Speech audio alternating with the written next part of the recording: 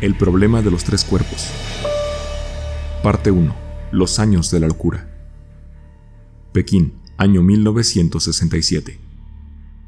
El cuartel general de la brigada del 28 de abril llevaba 2 días siendo asediado por parte de la Liga Roja. Sus banderas se arremolinaban en torno al edificio, retorciéndose como llamas que encían la leña. El comandante de la Liga Roja sentía una gran desazón.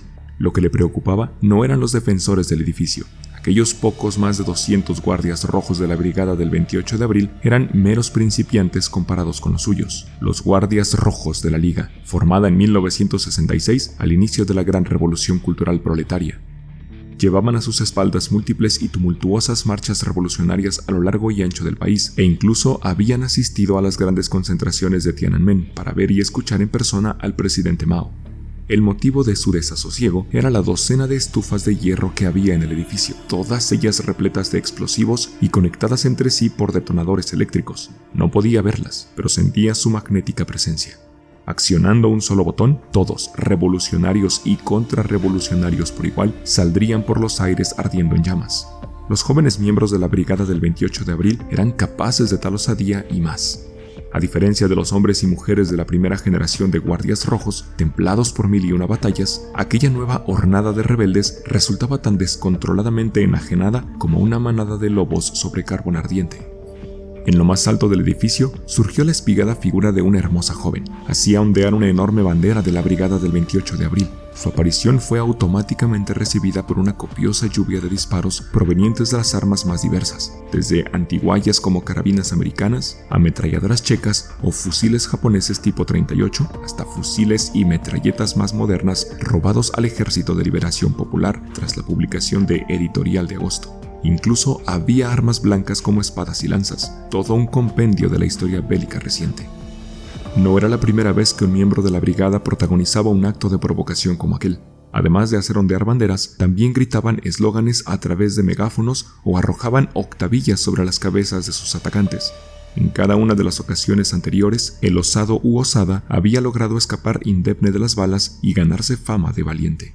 Claramente, aquella muchacha creía que iba a tener la misma suerte. Enarbolaba la bandera como si se jactara de su impetuosa juventud, convencida de que el enemigo acabaría sucumbiendo bajo las llamas de la revolución, imaginando que al día siguiente del ardor que corría por su sangre, nacería un mundo ideal. Siguió embriagada por la roja y espléndida pasión de su sueño, hasta que una bala le atravesó el pecho, tan tierno a sus 15 años que el proyectil apenas se detuvo antes de salir silbando por su espalda. La joven guardia y su bandera se precipitaron al vacío, la primera casi más despacio que aquel paño rojo, como si se tratara de un pájaro enamorado del cielo que se niega a abandonarlo. Los miembros de la Liga Roja prorrumpieron en vítores. Algunos de ellos corrieron hasta el pie del edificio para despedazar la bandera de la brigada y tomar en volandas el pequeño cadáver. Al rato de exhibirlo cual trofeo de guerra, lo arrojaron contra la verja metálica del recinto. La mayor parte de las barras, terminadas en punta, habían sido retiradas al principio de la guerra entre facciones, para ser luego usadas como lanzas. Pero aún quedaban 2. Cuando la atravesaron, el tierno cuerpo de la chica pareció volver a la vida momentáneamente. A continuación, los guardias rojos tomaron distancia y comenzaron a dispararle como si de un blanco de práctica se tratara. Para entonces, ella no sentía nada, y las balas que la acribillaban eran como gotas de lluvia fina. Sus lánguidos brazos apenas se mecían, eran 2 enredaderas por las que resbalaba el agua. Después le volaron la mitad de la cabeza y en su joven rostro quedó un solo ojo con que mirar el límpido cielo azul de 1967. Era una mirada sin rastro de dolor, una mirada obcecada en el fervor y la devoción. Lo cierto era que, comparado con el que deparaba a otros, el destino final de aquella muchacha podía considerarse afortunado. Como mínimo, había muerto en el afán de sacrificarse por un ideal. Aquellas escenas cruentas se reproducían por todo Pekín, como una multitud de procesadores trabajando en paralelo, cuyo resultado combinado era la revolución cultural, un mar de locura que se propagaba por la ciudad, inundando hasta el último rincón.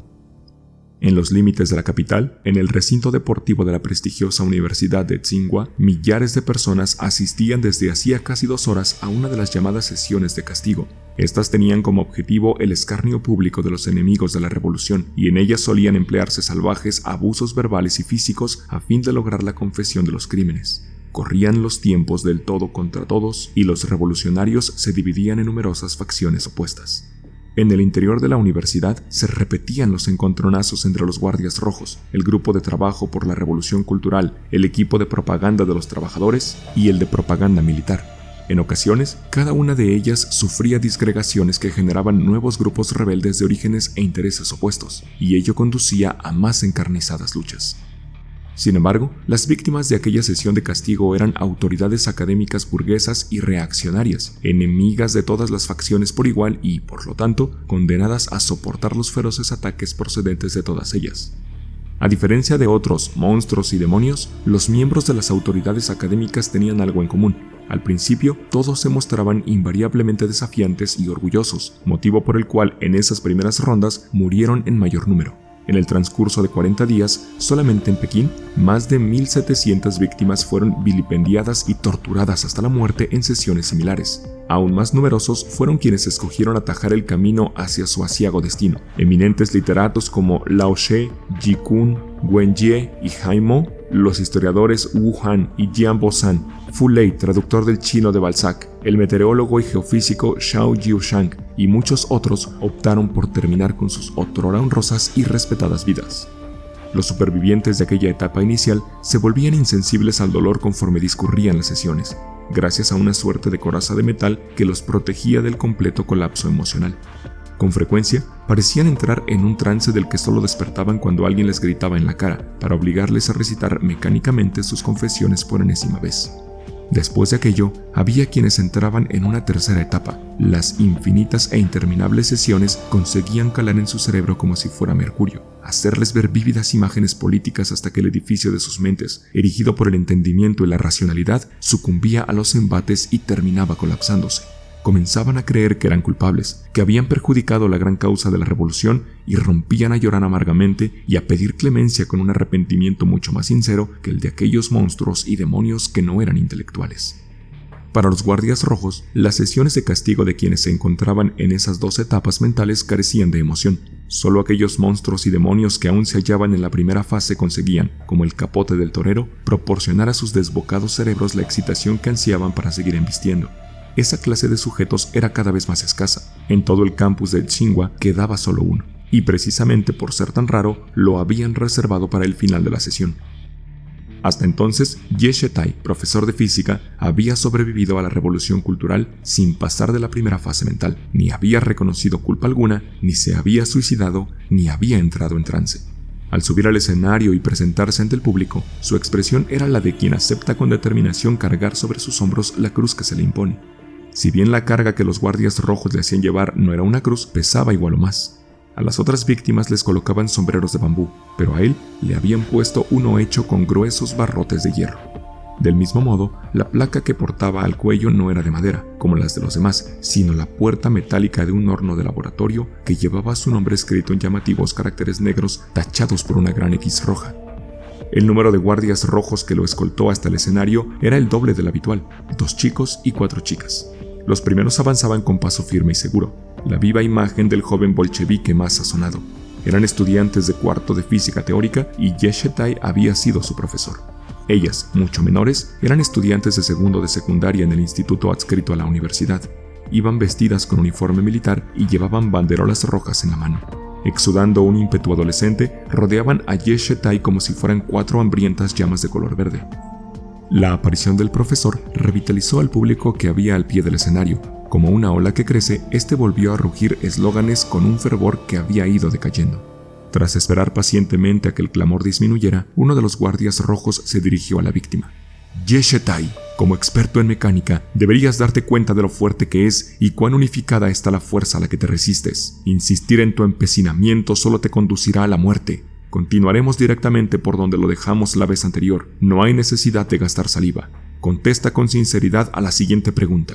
Entre 1962 y 1965, ¿decidiste o no añadir por tu cuenta la teoría de la relatividad al temario del curso de la introducción a física?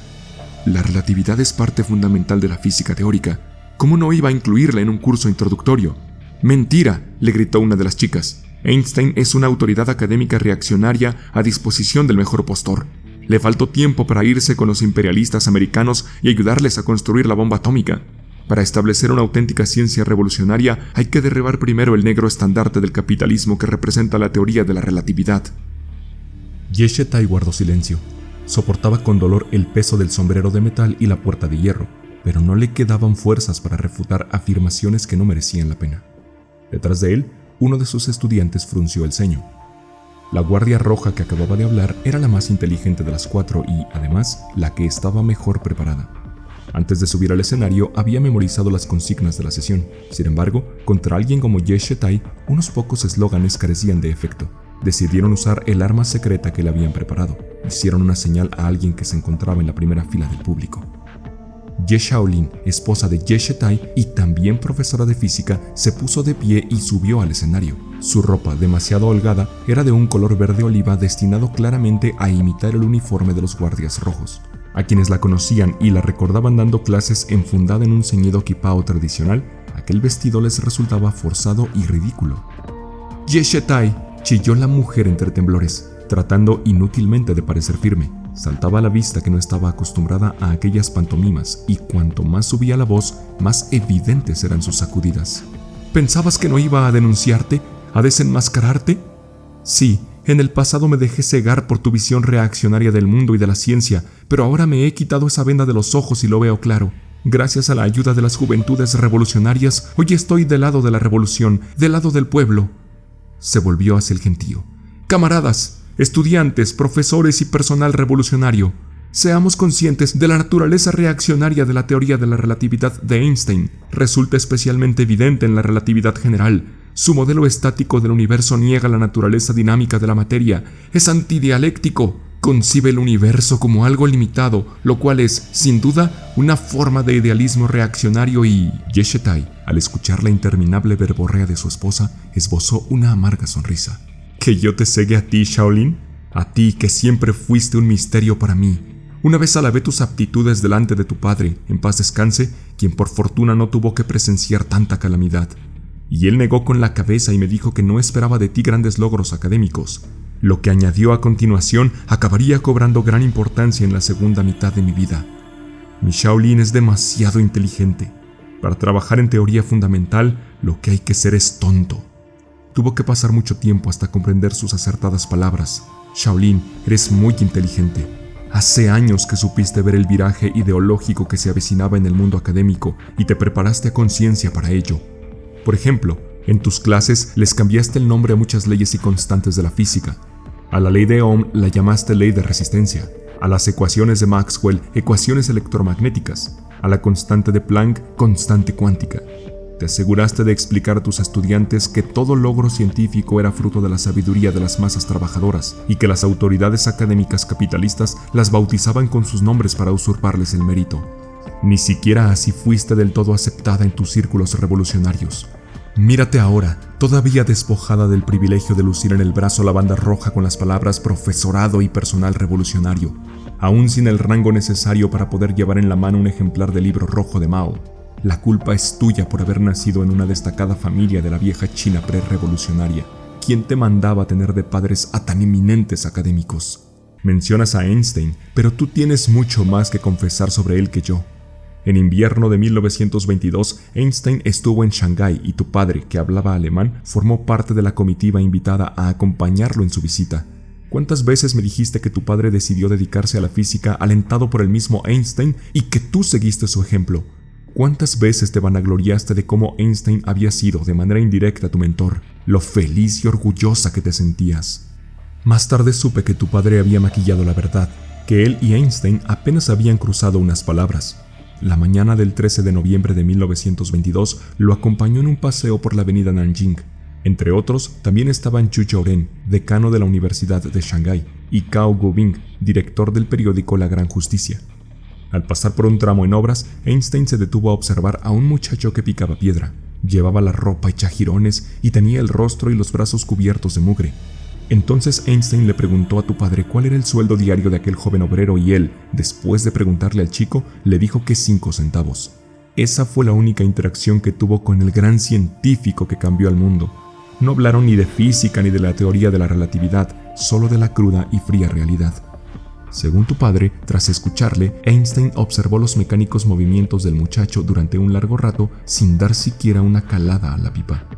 Después de compartir ese recuerdo conmigo, tu padre suspiró con amargura y me dijo: en China, cualquier idea que quiera tomar vuelo terminará estrellándose contra el suelo. El peso de la realidad es demasiado fuerte. «¡Agacha la cabeza!», gritó uno de los chicos.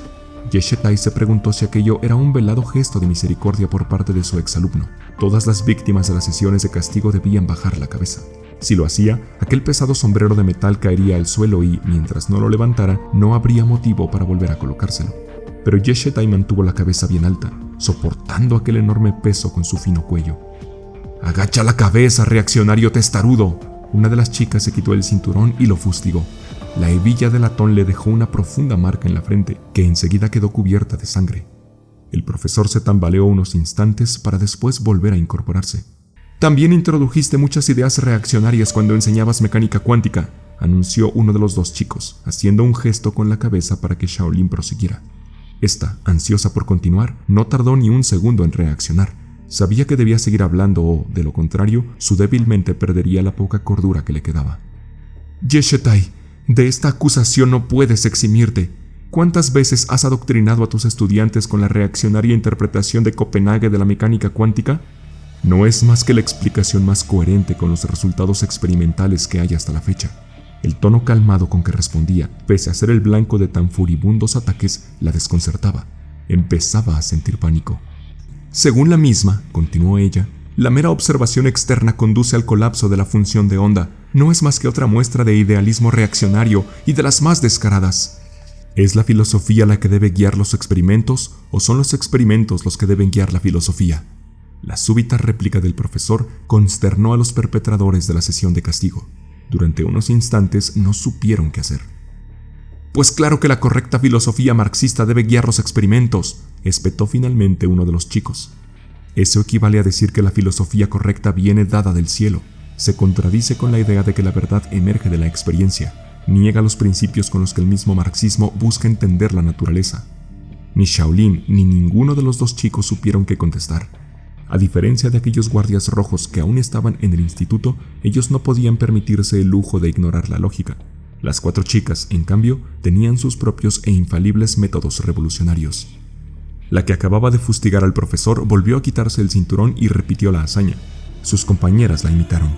Ante tamaña exhibición de fervor revolucionario, sentían la necesidad de parecer, como mínimo, igual de implicadas. Los 2 chicos no interfirieron. Si lo hacían, alguien podía sospechar que no eran suficientemente revolucionarios. «También enseñabas la teoría del Big Bang», intervino uno de ellos, tratando de reorientar la sesión. «Una de las teorías más reaccionarias». Quizás sea refutada en el futuro, pero 2 de los más grandes descubrimientos de nuestro siglo, la ley de Hubble y la observación del fondo cósmico de microondas, la confirman como la explicación al origen del universo más plausible de las que barajamos en la actualidad. «¡Mentira!», interrumpió Shaolin, quien comenzó a explicar la teoría del Big Bang, procurando intercalar, cada vez que le era posible, alusiones críticas a su naturaleza reaccionaria. Sin embargo, su novedad atrajo el interés de la chica más inteligente, que no pudo evitar preguntar: «Entonces, ¿también el tiempo surgió con la singularidad? ¿Y qué existía antes?». «Nada», respondió Shetai, empleando el mismo tono con que contestaba las preguntas de cualquier estudiante curioso, y volvió la cabeza hacia la chica para dirigirle una mirada afable. Herido y bajo el peso del sombrero y la placa, se movía con extrema dificultad. «¿Nada? Eso es completamente reaccionario», exclamó con espanto la chica. Miró aturdida a Shaolin, quien acudió en su ayuda. «Eso deja lugar para la existencia de Dios», apostilló, clavándole los ojos con intención. De pronto, confundida, la joven guardia roja tuvo con aquello por donde retomar su argumento. Levantó el brazo que sostenía el cinturón y, señalando a Yeshetai, exclamó: «¿Dices que Dios existe?». «No lo sé». «¿Cómo?». «Lo que digo es lo que ignoro. Si por Dios te refieres a algún tipo de superconciencia fuera del universo, no sé si existe o no. La ciencia no ha aportado pruebas fehacientes ni en un sentido ni en otro». En realidad, en medio de aquel escenario de pesadilla, Yeshetai se inclinaba a pensar que Dios no existía. Aquella afirmación reaccionaria causó una gran conmoción entre el público que, alentado por una de las guardias rojas, comenzó a gritar eslóganes. «¡Abajo la autoridad académica reaccionaria Yeshetai! ¡Abajo todas las autoridades académicas! ¡Abajo todas las doctrinas reaccionarias!». Cuando los eslóganes amainaron, la chica gritó: Dios no existe. Las religiones son instrumentos de la clase dominante para oprimir el espíritu del pueblo. Esa es una opinión muy poco imparcial, repuso con calma Yeshetai. Furiosa y humillada, la joven guardia roja concluyó que contra aquel enemigo no valían las palabras. Cinturón en mano, se abalanzó sobre el profesor y volvió a fustigarlo. Sus compañeras hicieron lo mismo. Yeshetai era muy alto, y las 4 tenían que estirar los brazos para alcanzarle la cabeza. Después de varias dianas, el sombrero de hierro, que lo había protegido en cierta medida, se le cayó de la cabeza. Los golpes de las hebillas continuaron sucediéndose y, entonces sí, terminaron por derribarlo. Envalentonadas por el éxito, las chicas redoblaron el fervor con que se entregaban a aquella gloriosa sesión de castigo. Luchaban por su fe y por sus ideales. Orgullosas de su coraje, les deslumbraba el brillante papel que les había reservado la historia. Entonces los chicos no pudieron más y corrieron a liberar a su antiguo profesor de física de aquellas 4 furias. El gran timonel nos ordena convencer con elocuencia, no con violencia, recordó uno de ellos. Pero ya era demasiado tarde. Yeshetai yacía inmóvil sobre el escenario con los ojos aún abiertos y la sangre brotándole de la cabeza. El público detuvo su algarabía y se hizo el silencio. Lo único que se movía era un fino reguero de sangre que serpenteaba por el escenario, llegaba hasta el borde y goteaba sobre un baúl. Su cadencia recordaba al de unos pasos alejándose. Una risa desquiciada rompió el silencio. Era Ye Shaolin, que había terminado de perder el juicio. Su tétrico sonido perturbó a los asistentes, quienes comenzaron a marcharse. El recinto quedó desierto, a excepción de una sola persona frente al escenario. Era Ye Wenye, la hija de Yeshetai. Cuando las 4 guardias rojas empezaron a arrebatarle violentamente la vida a su padre, ella quiso intervenir y subir al escenario, pero 2 viejos bedeles la sujetaron con fuerza y le susurraron al oído que solo conseguiría morir. Por más que se desgañitó cuando aquella sesión de castigo acabó convertida en pesadilla, sus gritos quedaron ahogados por los eslóganes y vítores del gentío. Después, en cuanto volvió a reinar el silencio, fue incapaz de emitir sonido alguno. A medida que observaba el cuerpo inerte de su padre en la tarima, el llanto y los gritos de rabia que había ahogado se le fueron congelando en la sangre. La acompañarían el resto de su vida. Una vez dispersos los asistentes, ella permaneció inmóvil, como una estatua, en la misma postura que al sujetarla a los bedeles. Al cabo de un rato bajó los brazos, caminó hacia el escenario, subió y se sentó junto al cuerpo de su padre y, fijando la mirada en la distancia, tomó una de sus manos ya fría. Cuando por fin vinieron a llevarse el cuerpo, se sacó un objeto del bolsillo y lo puso en la mano del muerto. Era su pipa. A continuación, Ye Wenye abandonó el recinto, arrasado cual campo de batalla, y se fue a casa. Al llegar al edificio donde vivían los miembros del profesorado y sus familias, oyó una risa espeluznante que procedía del 2º piso. Era la mujer que había sido su madre. Dio media vuelta y echó a andar sin preocuparle el rumbo. Poco después se halló frente a la puerta de la casa de Ruan Wen. Durante sus 4 años de universidad, la profesora había sido su tutora y amiga. En los 2 años siguientes, cuando realizó sus estudios de posgrado en el departamento de astrofísica y también durante los años caóticos que siguieron, fue siempre la persona con quien tuvo más confianza, aparte de su padre. Ruan Wen había estudiado en Cambridge y eso se notaba en su casa, que siempre había fascinado a Ye Wenye. Estaba repleta de los libros más cuidadosamente editados, de óleos, vinilos, un piano.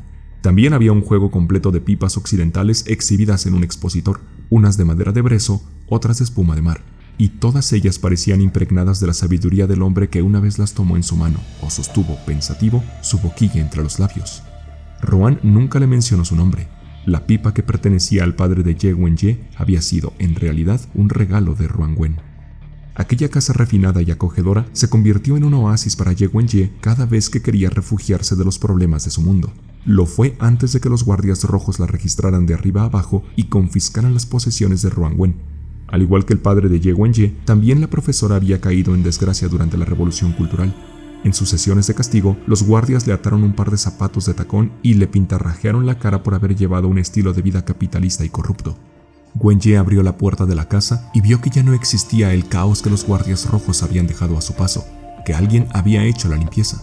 Las pinturas, rasgadas, habían sido recompuestas y volvían a colgar de las paredes. El piano volvía a tenerse en pie y brillaba como antes, aunque estaba roto y ya nadie podía tocarlo. Los pocos libros que quedaban habían vuelto a la estantería. Ruan Wen estaba sentada en su silla tras el escritorio, con los ojos cerrados. Ye Wenye se acercó a ella y le acarició la frente, el rostro, las manos. Estaban frías. Nada más entrar, se había fijado en el frasco de somníferos vacío.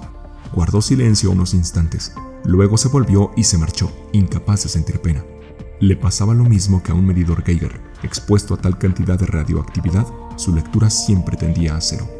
Antes de irse, volvió a mirar a su profesora por última vez. Se había maquillado con mimo. Tenía los labios pintados de carmín. Llevaba zapatos de tacón.